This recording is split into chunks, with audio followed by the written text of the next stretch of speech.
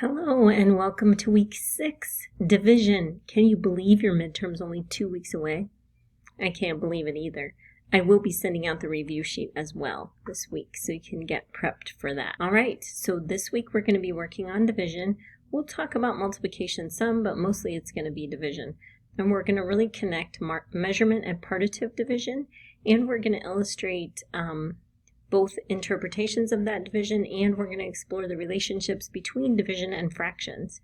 Don't forget to be paying attention to your math practices. So MP2, reason abstractly and quantitatively, MP4, model with mathematics, MP6, attend to precision, and MP7, look for and make use of structure. So before we go too much further, try these problems for warm-up.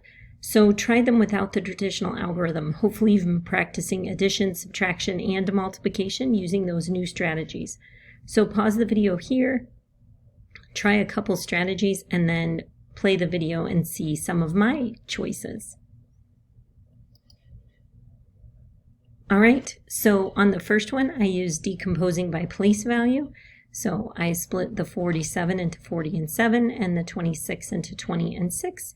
And then I added my 10s first, so I got 60, and added my 1s and got 13, and then got a total of 73. You didn't have to do it that way. There's plenty of other strategies that you could use. For the second problem, I used compensation, or constant difference, where you add the same number to both the minuend and the subtrahend to make it an easier problem. And the last one, I used partial quotients, or the area model, for 16 times 28. So hopefully you tried some of those or some different ones, and you're able to say what strategy you're using and show it with correct notation. So multiplication algorithms, just to review. So 18 and 35 traditionally, and then visually with base 10 blocks. So pause the video and then look at the solution.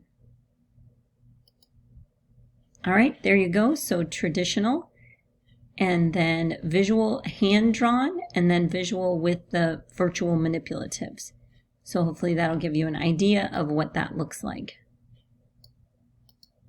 Here's another one. How about partial products, or the expanded algorithm? Those are two words to describe the same thing. There you go. This is like the long way home, and the traditional way is the shortcut. So it's often important to show this way first before you move to the traditional algorithm. Here's another one, the area model for 23 times 12. I broke it down this way. You could break it down other ways. There's lots of options. All right, so enough of review. We're talking about now dividing whole numbers vocabulary. We talked about this briefly last week, but let's just make sure you understand that in a problem like 12 divided by 4 equals 3, 12 is the dividend, 4 is the divisor, and 3 is the quotient. And you could use those different phrases to say the same thing. This was in your handout from last week as well, part of division sentences. So sometimes the divisor could be the number of groups, and sometimes the divisor could be the amount in each group. There's a handout. I put a link in that where it says interpreting division. If you click that, you will see the handout. Partitive division is where the divisor represents the number of groups, and measurement division is where the divisor represents the amount in one group. So there's some instructions on the handout. It says, do the following. I ordered 12 balloons for a party. I asked that the store tie groups of 3 balloons together. How many groups of balloons will I have? And then there are 15 apples in the bowl. I plan to place them equally into 3 bags. How many apples will there be in each bag?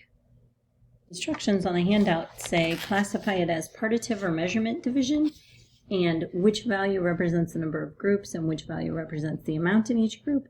And then draw a picture and write a division equation that represents the situation using n to represent the unknown. And then it also says write the corresponding multiplication equation. So pause this video and then try that for those two problems. All right, so I ordered 12 balloons for the party. I asked that the store tie groups of 3 balloons together. How many groups of balloons will I have? That's measurement, since the divisor is the group size. my division problem would be 12 divided by 3 equals n. My related multiplication sentence is 3 times n equals 12. Remember, in this case, measurement division, 3, the divisor, is the group size, which means the quotient is the number of groups.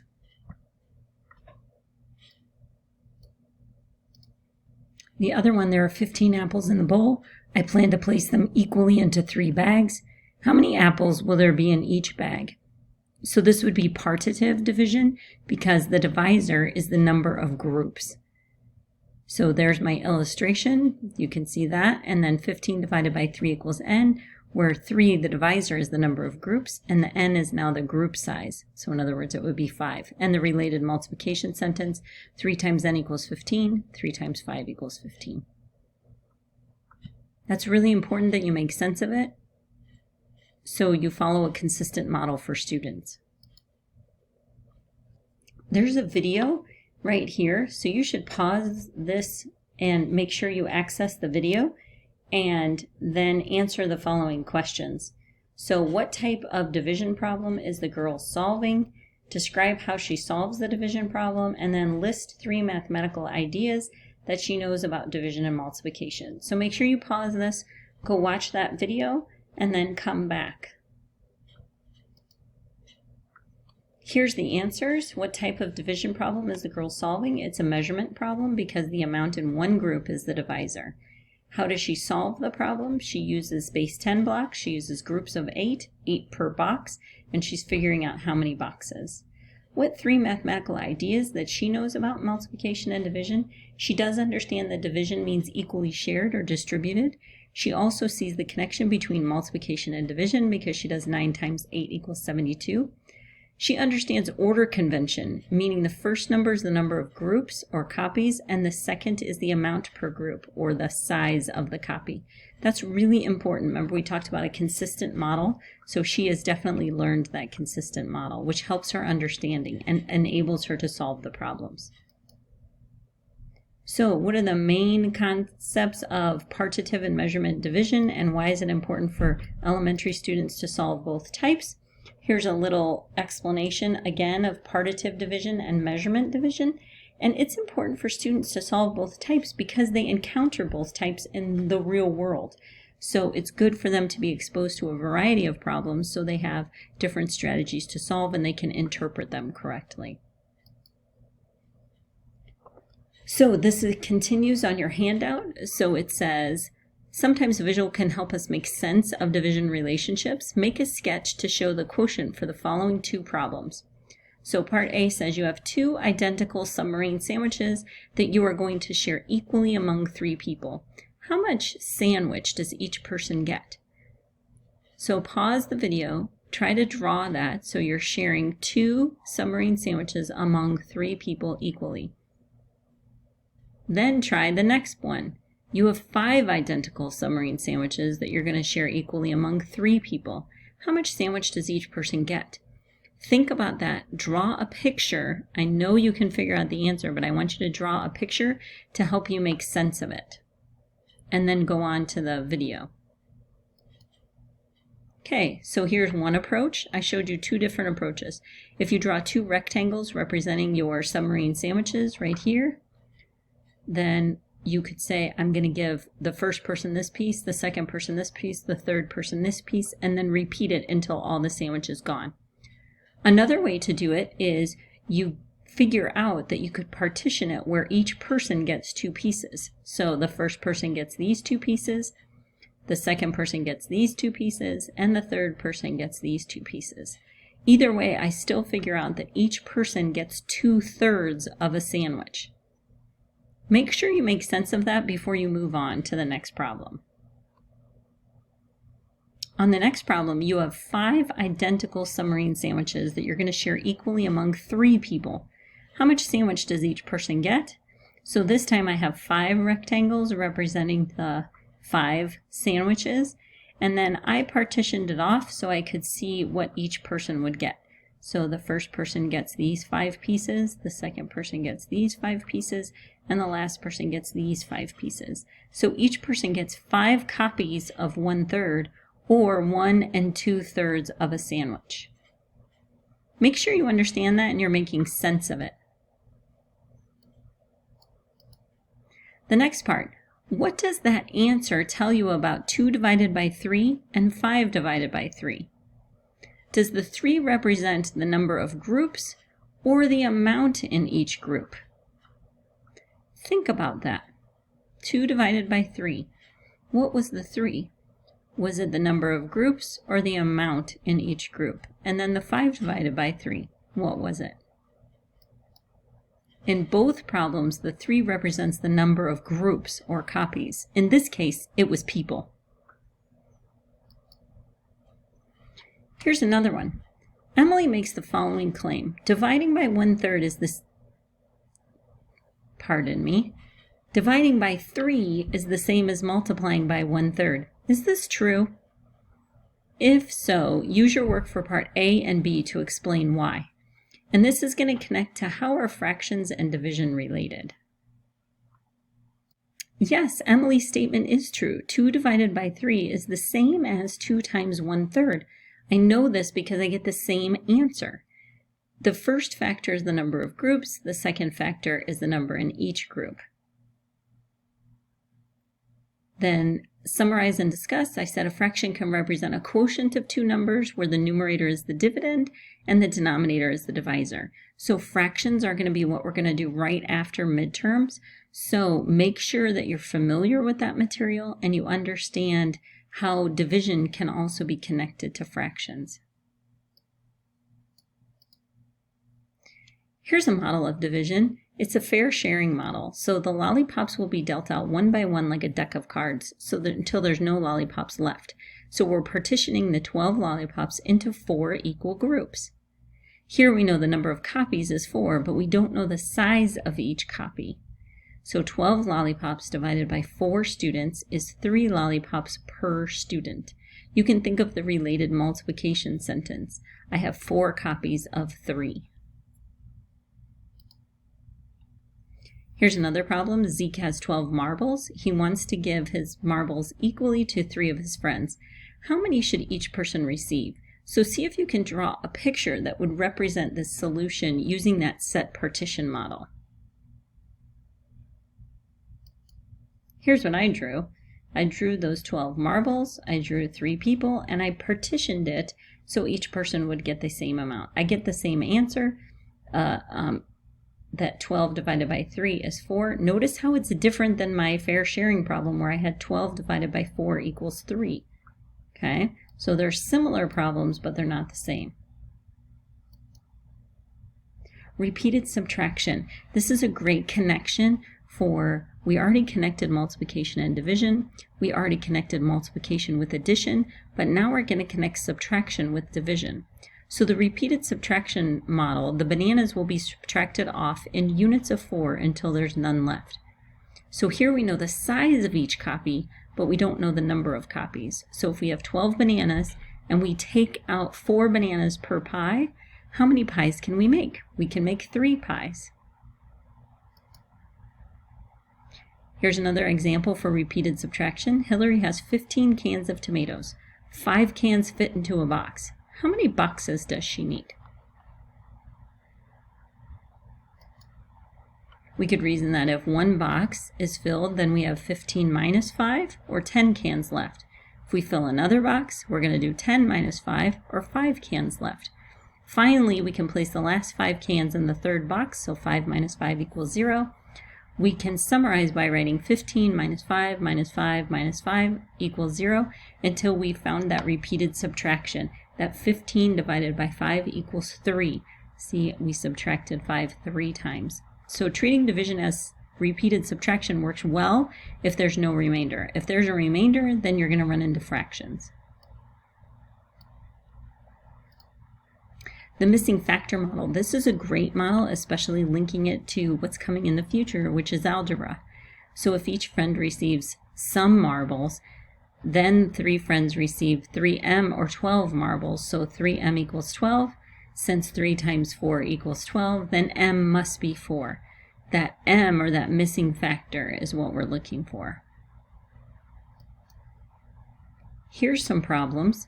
So we have Charlie making apple pies. He has 24 apples and he needs 6 apples per pie. How many pies can Charlie make? Then Penny's having a party. She invites 4 friends over and has 20 cupcakes for them. How many cupcakes does each friend receive if they share the cupcakes equally? And then lastly, Chip has 3 times as much money as Timmy. If Chip has $24, how much does Timmy have? So pause the video here and try these problems. I know you know the math, so try drawing pictures and labeling the model that you're using. That's what's new here. All right, so here's the Charlie apple pies. Charlie can make 4 apple pies. I used repeated subtraction to do this problem, and you can see my work.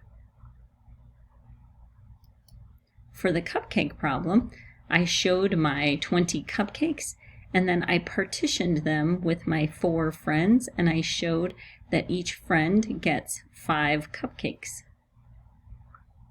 So the division sentence here would be 20 divided by 4 equals 5. The division sentence here would be 24 divided by 6 equals 4. And on the last problem, Chip has 3 times as much money as Timmy. If Chip has $24, how much does Timmy have? I used a missing factor model. I actually changed the problem to a multiplication problem. So if T is the amount of dollars Timmy has, then 3 times T must be how much Chip has. And they told us Chip has $24. If I solve that problem, something times 3 gives me 24. I know that 3 times 8 gives me 24, so Timmy must have $8. Repeated subtraction. There are 20 students that need to be in groups of 5. How many students will we have? How would you show that's repeated subtraction? I did it like this. Now let's talk about division algorithms with base 10 blocks.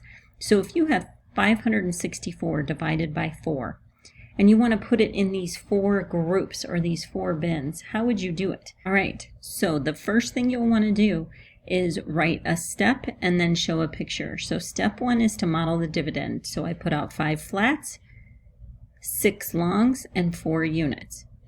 Then I'm going to show how I put 1 flat in each group. So I cross them off here and I put 1 in each group. On the next step, I'm going to take 1 of each long and put it in a group, and 1 of each unit and put it in the groups.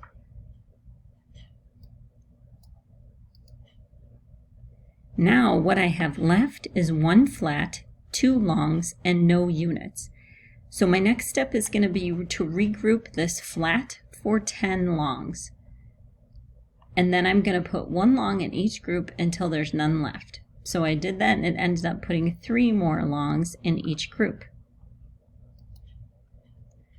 For your final answer, you take that 564 divided by 4 and you count the size of 1 group. So in 1 group is 1 flat, 4 longs, 1 unit, which is 141. So 564 divided by 4 is 141. Partial quotients. I don't know how many of you have seen this in the classroom yet, but it's really fun.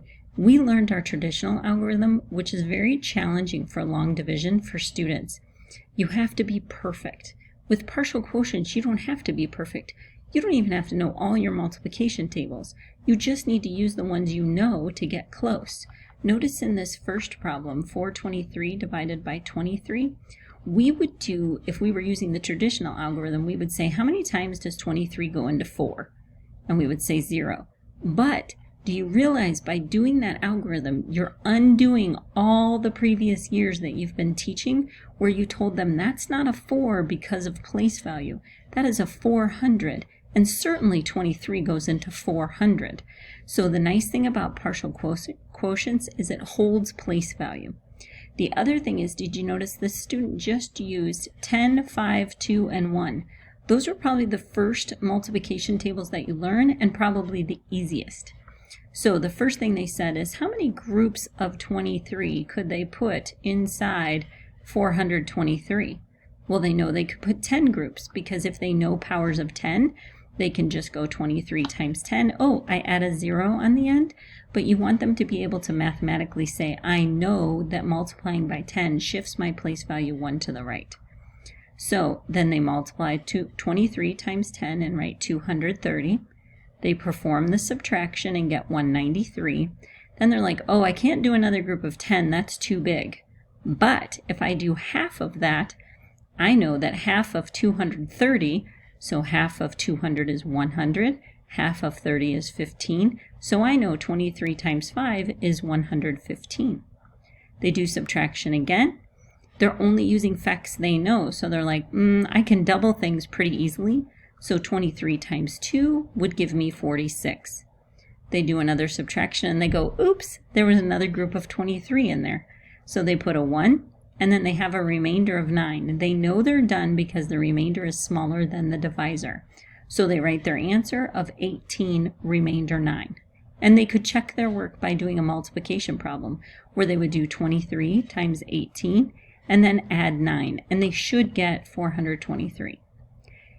Scaffolding is the same idea, but instead of working down, sometimes this is called the big 7, scaffolding works up.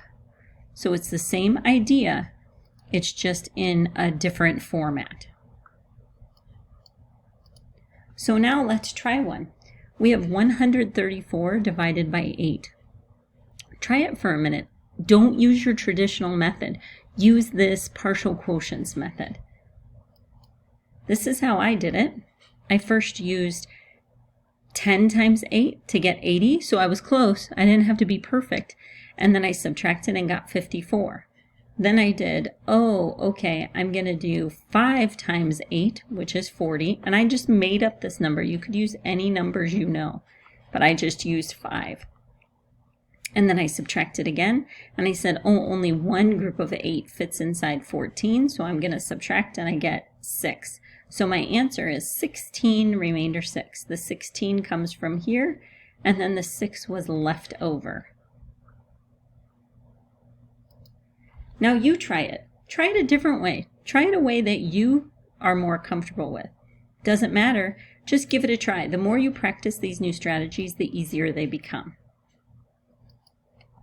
One fun activity that you can do, and you don't just have to do it with division, but you can do it with anything, is called simultaneous round table. It's an activity you can use in class.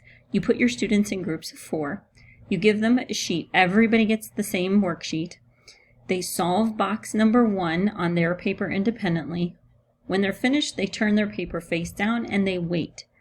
Then once everybody at the table has finished, then they all say pass at the same time, so everybody knows that's the signal. So they pass their papers 1 turn clockwise. They turn their paper over. They check box 1 on the paper in front of them. If they don't agree with their answer, if they agree with their answer, initial it. If they don't agree, they need to chat with the partner who completed box 1. Okay? Give the partner a high five or praise or fix it, and then do box 2 on the paper. And then you just repeat those steps. So let me show you what an example of simultaneous roundtable looks like for division. There it is. You can see the problem. The first one, they just do the problem traditionally. Then on number 2, they show another way to divide. On number 3, they do a new problem, but they're using partial quotients. And then on number 4, they do a new problem using partial quotients. So you should see how every student is doing every problem, but they're getting to see somebody else's work. This is a great strategy. Division algorithms. Let's try our traditional algorithm on this problem. We did partial quotients. Now try it traditionally. This is what it looks like. The finished product, notice you have to be perfect and place value falls apart right here. So sometimes we have to do this side work. Like we think, maybe 9 goes into it right here. And then, that was too big. So I had to cross that out and do other work. So the traditional algorithm works and it's fine. And some of you might be really good at it. But you can see that some of your work ends up being over on the side because it doesn't fit. Whereas partial quotients, you just show all your work. Here's an interesting thing. So Cassidy offers the following explanation for 427 divided by 11.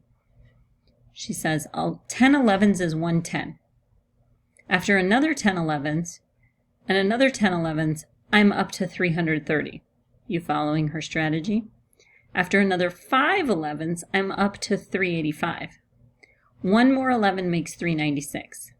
Then one more 11 makes 407.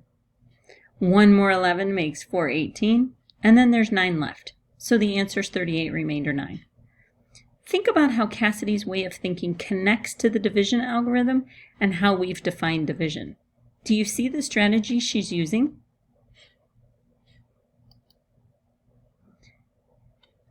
Now, let's talk about these problems.